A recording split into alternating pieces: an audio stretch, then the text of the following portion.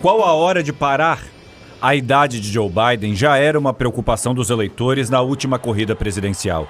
Ele tinha 77 anos, mas conseguiu convencer o eleitorado de que estava bem e tomou posse em 20 de janeiro de 2021. Junto com o poder veio a observação constante de sua capacidade física e cognitiva. 2 meses depois de assumir, ao embarcar numa viagem à Geórgia, ele tropeçou várias vezes nos degraus, antes de se virar para saudar o público. Biden sempre procurou dar provas de vitalidade, mas preocupou os eleitores em junho de 2022 ao cair de bicicleta. Joe Biden here, tested positive this morning. Em julho do mesmo ano, pegou Covid pela segunda vez. Gravou um vídeo comunicando que estava bem. 3 meses depois, recebeu um reforço da vacina antes das festas de fim de ano. É recomendação para idosos. No ano seguinte, tropeçou e caiu na formatura de oficiais da aeronáutica. E nesses 4 anos, foram vários os episódios de lapsos na fala. Ano passado, Biden disse que o presidente russo estava perdendo a guerra no Iraque, quando queria dizer Ucrânia. Em novembro, afirmou que a cantora Britney Spears estava fazendo um show no Brasil, quando queria se referir à popstar Taylor Swift.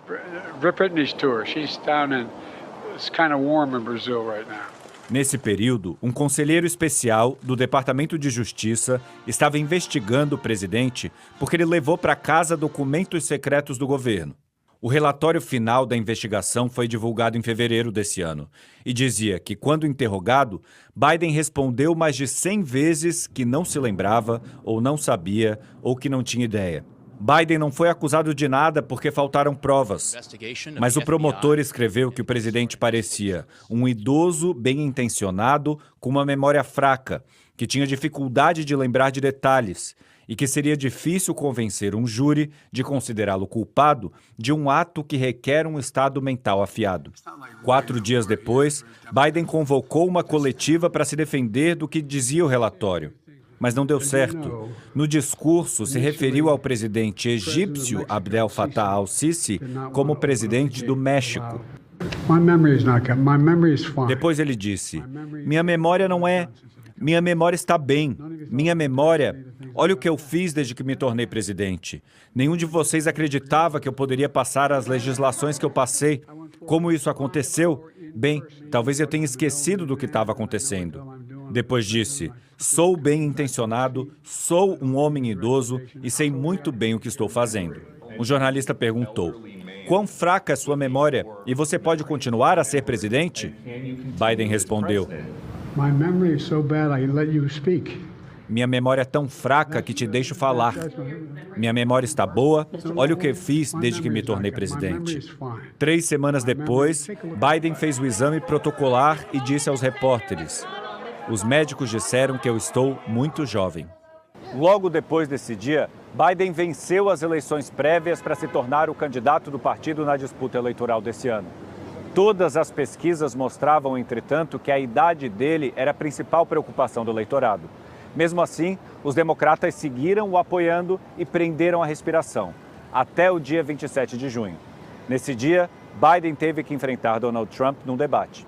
Foi nesse trecho que um país inteiro se perguntou: qual a chance de Joe Biden vencer e de governar por mais 4 anos? Biden estava falando sobre dívida, passou para creches, depois Covid, num encadeamento de ideias sem sentido.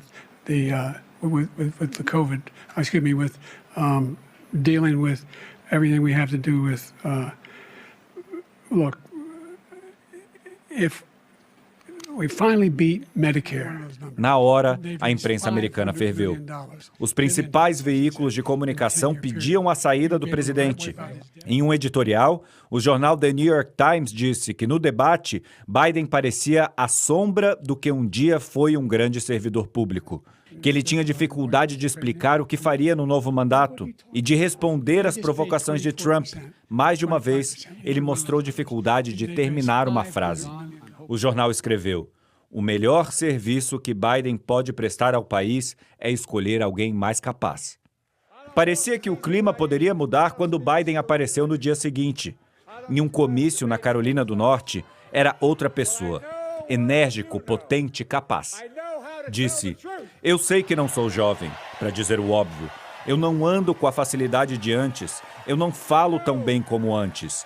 E também não debato tão bem. Mas eu sei de uma coisa. Eu sei falar a verdade. Eu sei o que é certo e o que é errado. Eu sei, como milhões de americanos sabem, que quando você é derrubado, você se levanta. When you get knocked down, you get back up. No fim de semana, ele se reuniu com a família e juntos decidiram que enfrentariam essa batalha. Na segunda-feira seguinte, ligou de surpresa para um programa de TV. O apresentador é conhecido como um de seus principais apoiadores. Bravo, Biden defendeu que não são as elites do Partido Democrata que decidem se ele fica na disputa. No mesmo dia, escreveu uma longa carta para os democratas, exigindo que parassem com os pedidos para ele se afastar. Chamou uma reunião virtual com todos, que acabou numa discussão acalorada sobre a idade e a capacidade mental dele. Mas vários tiros saíram pela culatra. Na cúpula da OTAN, convocou uma entrevista coletiva com jornalistas. Mas logo antes, num evento, foi apresentar o presidente da Ucrânia, Volodymyr Zelensky, e o chamou de Vladimir Putin, exatamente o inimigo. Ladies and gentlemen, President Putin. President Putin. He's going to beat President Putin. President Zelensky. Thank you so much, Mr. President, dear our friends of Ukraine. Depois, na coletiva de imprensa, chamou a sua própria vice, Kamala Harris, de Donald Trump. I wouldn't have picked Vice President Trump to be Vice President. Biden foi perdendo, aos poucos, mas de forma consistente, o apoio dos aliados. Até o ator George Clooney escreveu um artigo de opinião no New York Times que dizia: amo Joe Biden, mas precisamos de um novo candidato. Os mega doadores que financiam a candidatura começaram a congelar os repasses, mesmo com diversos encontros com o presidente. E os senadores e deputados candidatos à reeleição começaram a abandonar a candidatura de Biden com medo de afundar as deles próprios. No dia 17 de julho, Biden já tinha sido até anunciado no palco em um encontro com eleitores latinos no estado de Nevada, quando a organizadora avisou que ele não iria mais, que tinha testado positivo para a Covid-19. Biden parecia fragilizado ao caminhar quando voltou para casa. Esse processo natural de envelhecimento de Biden deixou um país ansioso e triste. É como se ele colocasse um espelho na frente de todos nós, um retrato da condição humana. Nós vamos saber a hora em que devemos parar de dirigir, de cozinhar, de tomar decisões importantes que afetam a vida das nossas famílias. No caso do presidente dos Estados Unidos, o poder do cargo é até difícil de imaginar. Mas prever que nos próximos 4 anos Biden ainda seria capaz se mostrou impossível.